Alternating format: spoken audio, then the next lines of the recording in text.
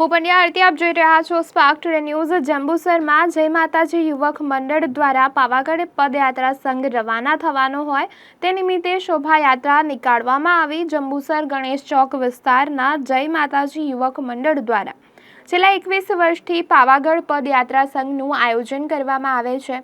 ચાલુ વર્ષે પણ 22મા વર્ષના મંગલ પ્રારંભે પદયાત્રા સંઘ નિમિત્તે મહાકાળી માતાજીની શોભાયાત્રા પંચાલ ઠાકોરભાઈ મણીલાલના નિવાસસ્થાનેથી માતાજીની આરતી કરી ડીજેના તાલે શોભાયાત્રા નીકળી, જે ઉપલીવાદ કોટ બારના મુખ્ય બજાર સોની ચકલા લીલોતરી બજાર થઈ મહાકાળી માતાજીના મંદિરે પહોંચી હતી। શોભાયાત્રામાં ડીજેના તાલે માઈ ભક્તો ઝૂમી ઉઠ્યા હતા અને મોટી સંખ્યામાં ભાઈ બહેનો જોડાયા હતા।